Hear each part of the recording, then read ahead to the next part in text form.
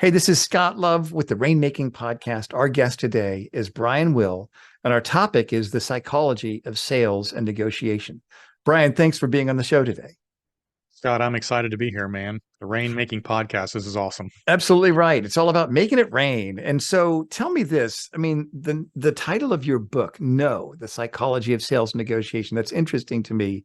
When you wrote this, what was going on in your mind? What was your goal in writing this book in terms of problems you wanted to help people solve in terms of getting business? I've done sales training for large organizations for the past 20 years, trained sales teams anywhere from 5 to 100 people. And one of the things that we recognize in the sales process is that sales is about the psychology of the way the person that is thinking who's on the other end of the sales process, Yeah, right? right, You have right. the salesperson, you have the customer. Hmm. As a salesperson, if you can understand what the customer is thinking, what their human nature is, their natural reactions, how they're going to react to you, what their objections are, if you can understand the psychology behind what they're thinking, then you can build sales processes to overcome any objections you're going to get in that sales process before the client actually has them. Yeah, So if you right. can overcome an objection before the client has it, your chances of closing that sale go up 1,000%. And it's all So let about the psychology. so let's kind of dig into that. How do we get into our prospects' heads? How can we find out? How can we become mind readers? Just like that movie, What Women Want, that Mel Gibson was in. I'll never forget that. He's in Sure. the meeting and he's hearing what the client's prospects are thinking in the meeting, and he knows how to make that pitch. What if we could do that? Help us, Brian. Help us figure that out. How can we Listen, do that? I don't care what you're selling, and I've sold everything from individual insurance policies up to multi-million dollar software packages. And here's the deal. Every sales process generally, no matter what your product is, has the same, we'll call it 4 to 5 to 6 objections. Yep. Every time Okay. you sell your product or your service, you're getting the same objections. And whether they're price or timing or whatever it is, we know what those objections are. If you've sold this thing for any period of time, you know what those objections are going to be. And so if we know what they're going to be, then we need to build a sales process around those known Mhm. objections so that we can address and overcome them before the client can bring them up to you, before we get to the end of the sales process. I tell people all the time, if you're overcoming objections at the end of your sales process, you've already lost the client. Yeah, that's You right. need to have built a process around it. And that starts with what we call the very first objection, which is the biggest hindrance to people closing. And if they don't understand the very first objection, their chances of closing go down significantly, So this right? is in the presentation or the dialogue where we're talking about our service, our offering. We're finding out about what their problems are and how our offering can be a solution. And they give us an objection. Is that really the one that we have to tackle the most then? If we can solve that, then we're home free. Is that what you're saying? Let's start with the first objection. This is in every product, every service, every salesperson.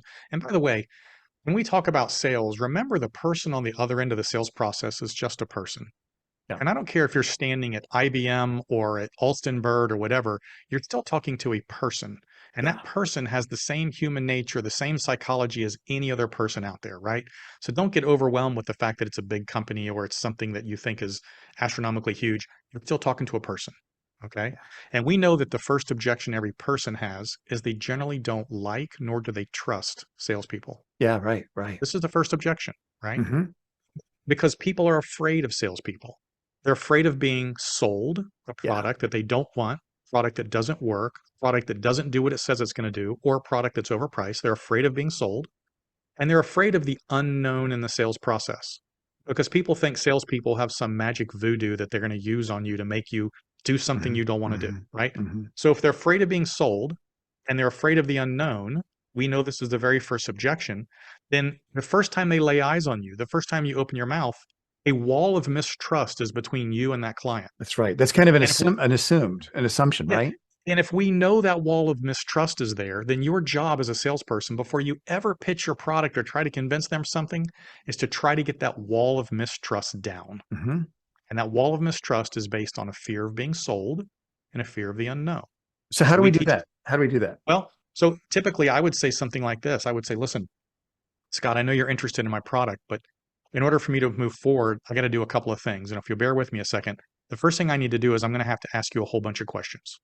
Okay. So just understand we're just going to start asking you questions. And the point of asking you these questions is I need to figure out if what I'm selling will solve your problem. Hmm. If what I have will fix what you need, And if we make that determination, then we'll move to the next step. And the next step is I'll start going over options and pricing. And then once we get through that, we'll make a determination of whether this fits with what you're looking for, if it's in the price range you need, and I'll let you decide if we're going to move forward. Now, is Mhm. that fair enough? Yeah, that's a good way to bring it forward. What if people give you an objection to that itself? Have you seen that happen? Like, well, I'm just not going to buy. We don't need to do this. How would you handle something like that? Well, it depends on how that lead came about, right? Did they call me or did I call them? Well, this is an inbound or an outbound. Did they send me a referral lead? Did they respond to my website? That question clearly depends on how I came into contact with this client. Okay, so let me ask you this then.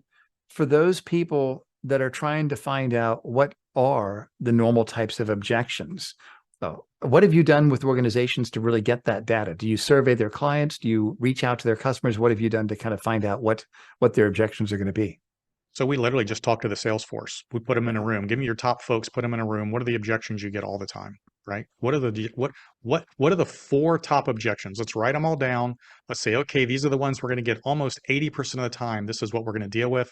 And now let's figure out how to deal with them. Let's build a process around it, right?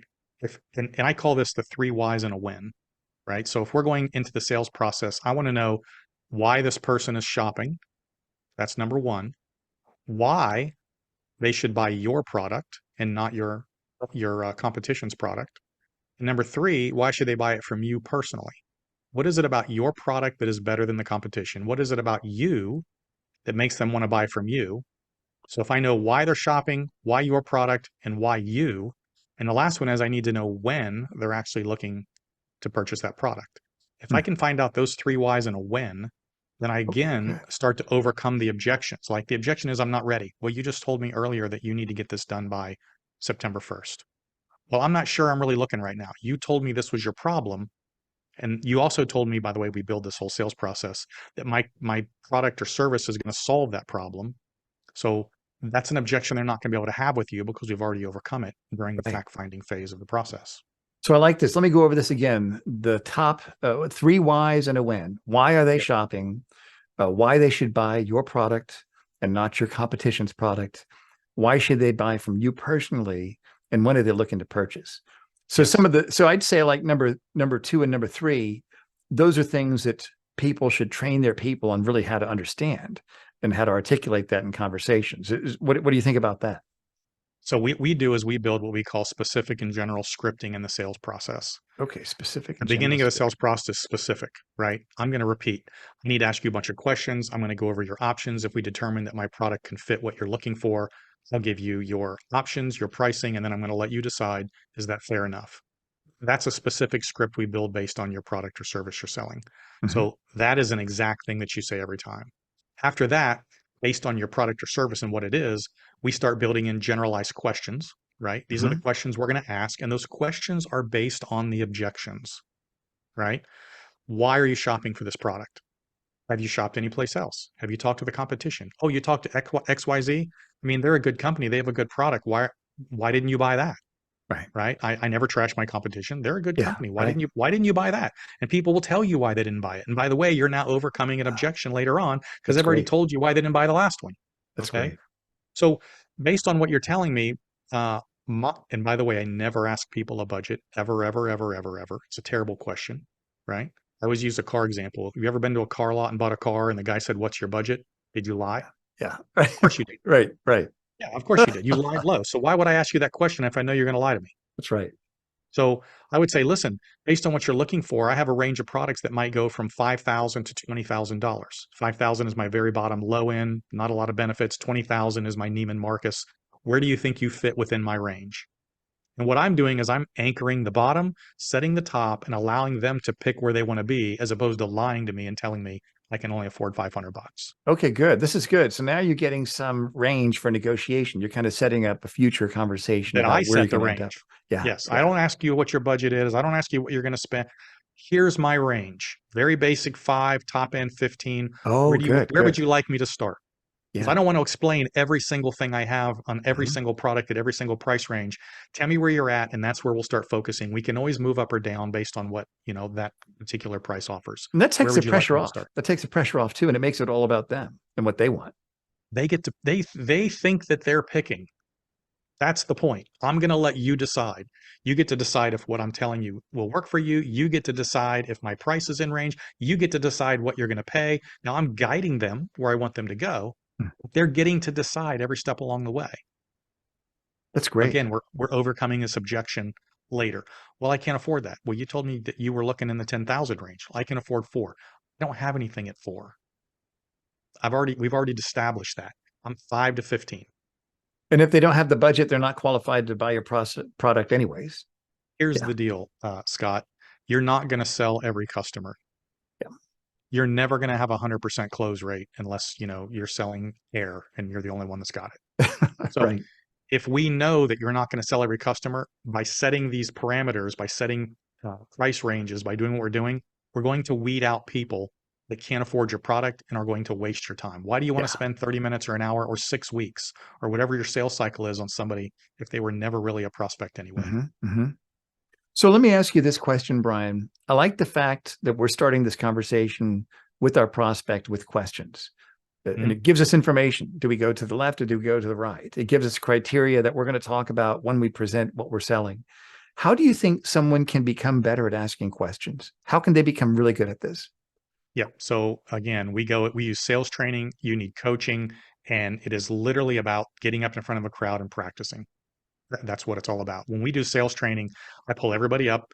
They get to get on the hot seat and they get to start going through this while Great. everybody's watching. Because Right. if you can practice these things on a hot seat in front of a crowd of your peers, then when you get on the phone or you get out in the field, it's not that big of a deal. Yeah, this So is great. Just like any other sport, right? yeah, absolutely. Put Or them on the playing a hot music, seat, let them yeah, practice. yeah, or a musical instrument. Practice, If practice, practice in front if of your you've said peers. it enough times, if you've Yeah. done it enough times, it's natural. Tom So what Brady doesn't try to yeah. figure out how to throw a pass every time he throws it. Thrown That's that right. pass 1,000 times. So what are some other big rocks in the bucket, so to speak, in terms of psychology of sales negotiation? I like this where we get that wall of mistrust, we try to bring it down, we plan before we have that meeting in terms of anticipating what their issues and their objections are going to be. And I like the three whys and a win. I think that's some really good structure that we can use. What are some other major areas that we should focus on in terms of psychology and sales negotiation? Sure, here's a huge one. So we call this active listening and connective response. So have you ever talked to a salesperson and they're talking and you say something, and I don't care how outlandish what you say is, Mhm. they completely ignore what you said and they keep right on talking. They're not actively listening to you and they're not giving a connective response. We know that the best salespeople in the world listen to what you're saying and respond connectively. In other words, you told me you were up in the Midwest, and I said, "Great, I got a buddy who was up there who ran a law firm, who hired lawyers in the divorce field, and they, went out and provided leads for him." And I made a little connection with you there in the legal Mhm. Mhm. field. You said to me, "Hey, you're in Atlanta. Do you know this person, this person, this person?" These are active listening and connective response. Okay, good. So I passed the test. That's excellent. And literally, when I put people in the hot seat, they'll say, "Well, tell me about your service." And I'll say, "Well, I will. Give me a second. I've got someone on the phone trying to sell me a fire engine." And they'll be like, "Okay, great. Well, when you get a chance, let me know."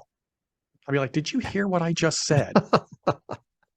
And you make something up just to see how they'll react to it. They got to get them out of mentally reading a script and into listening to what we're saying, right? Yeah. When I used to sell insurance years and years ago, and we have to ask people questions, and I would say, "How old are you?" "I'm 48. How old's your wife?"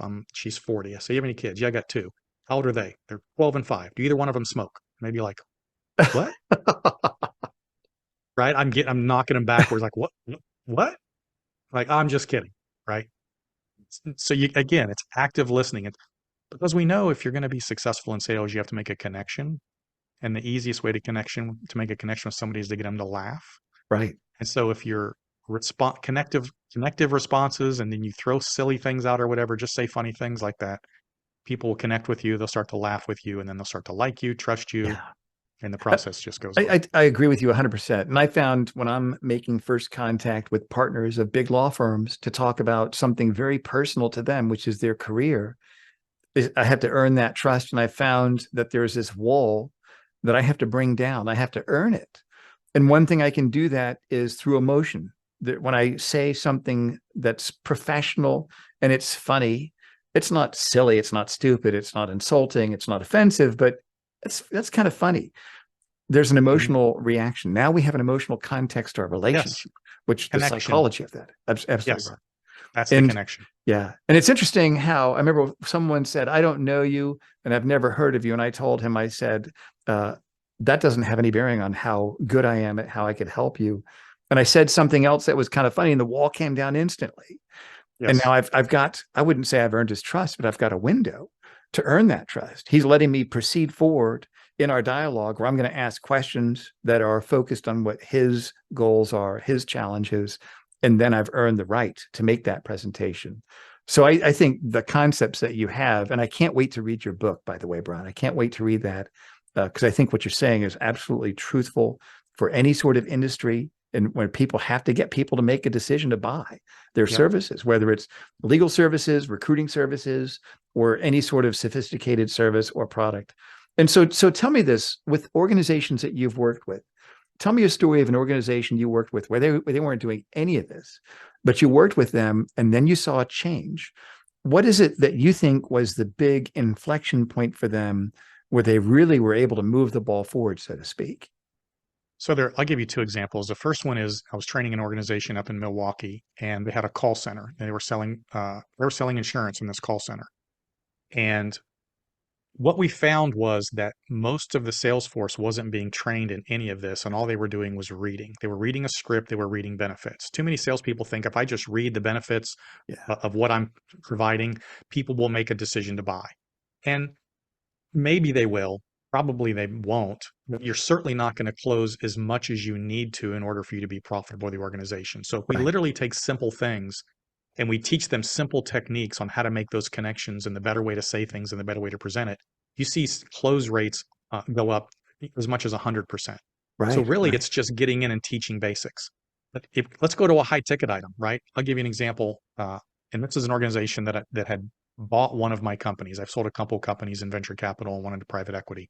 Mm-hmm. Um, so my company gets acquired. I go to work for this company and we're selling technology, software packages. They're like $2 million software packages. And they had sent a team out to California to sell a software package. It was an enrollment platform. And the first day they did their presentation, the CTO of the company calls me and he says, "Brian, I need you to be on a plane. I need you to get out here immediately for tomorrow's presentation." And I said, "Okay." So I jump on a plane, I go out there, and I said, "What happened?"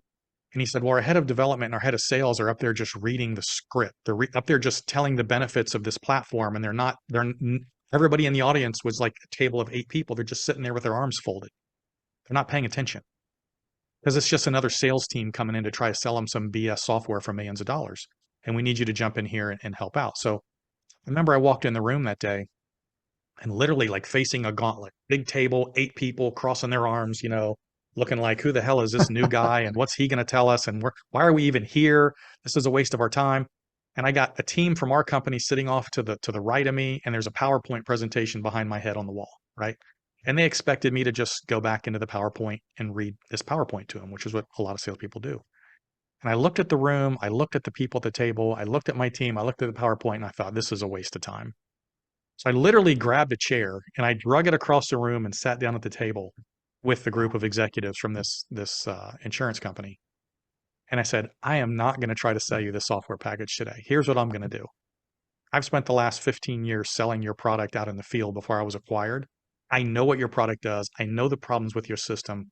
I want to talk to you about what you think is wrong with your product and what you think is wrong with your system and what you think is wrong with your process. And let's see if we can work together to fix that." And they were That's like, great. "Oh, okay." And I said, "Here's what I experienced in the field with your product and service. I had this problem, this problem, this problem." And they were like, "Yeah, we get that a lot."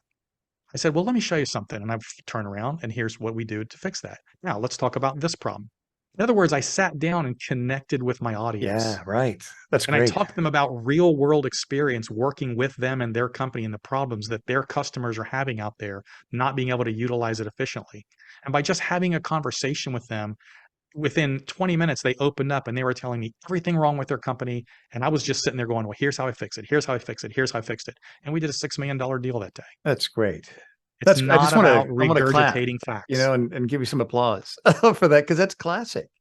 It's not about regurgitating facts. Yeah. It's about connecting with your audience. Remember, we started this with, I don't care what company you work for, you're still dealing with people. Don't ever forget that. And They so got what up do with you, the same problems. Their wife argued with them. Their Cheerios were soggy. Their kids were screaming. They're just people. right. So what are the things that you think get in our way of being able to do this effectively? Probably you've never had really good sales training. That would be Mhm. one. Your sales manager, by the way, your sales manager is probably not helping you. He's probably just counting your sales and yelling at you when you don't do things right. By the way, if you're a sales manager, your only job in this organization is to make your people better. If you're not making them better, I don't know Yeah, what you're doing. that's right. Okay. So you need training as much or more than your sales team so that you can help them on a day-to-day basis. But most of the problems we have are literally just not understanding the psychology behind the sales process, behind Mhm. what your customer is thinking. And if you can learn that, you'll be 10 times better than you are today. Yeah, that's great. So I'm going to put that link to your book on the show notes so that people can order that and really start learning from you, Brian. I think your concepts are really sound. And I think you've given me a lot to think about also. Let me kind of take it in this direction. If we were going to look at 3 action steps, if people could do step 1, step 2, step 3 to really get better with the psychology of sales and negotiation, what would your recommendation be for people to really get started making these changes? Number one, break down every single objection that your sales team is getting. Break it down to the top four. Figure out what those top four are. If you can verbalize, visualize those top four, and Mhm. then start to build a sales process around those top four to overcome those objections That's great. before you get to the end of the sales process. That one is huge. That's Number fantastic. two, Yeah, write a script for the beginning of your sales process to overcome that first objection, and then generalize questions to overcome those objections we talked about. That's number yeah, two. And number three, if you're not good at doing that or you want help, find a coach, find somebody who's good at this that can help you do it. that's great. And again, I really liked the 3 whys and a when that you mentioned before. I like that structure to it. I'm sure you've got other examples of structure we can use in our sales process. And then tell us about some of the work that you do, the things that you want our listeners to know about you. And we'll put all of your contact information on the show notes. Yeah. Historically speaking, 30 years in business is me, just to give you some example of what I've done. I've done 7 startups. For 2 of those, I sold to venture capital companies. One I sold to a private equity company. I've trained thousands of salespeople across the country, and we've done billions of dollars in product and sales services over the last 15 years. I say that to tell you that I've been there, done that. I know what I'm telling you, and I can make you better. That's So, great. brianwillmedia.com is my website. My books are on there, my podcast, my coaching programs, both in individual and group coaching programs. If you're looking for someone to help you do the things we're talking about, this is what I do. So come to the website, check it out, drop me a DM, set up a call. Well, I'm going to go there today, Brian, and learn more from you because what you've shared with me has helped me. I've learned some really insightful uh, changes I think I'm going to make to my own process, and I hope our listeners do as well. Thanks for being on the show. I'd love to have you back on in the future. Great job today. Thank you, Brian. Scott, this was awesome. Thanks for having me.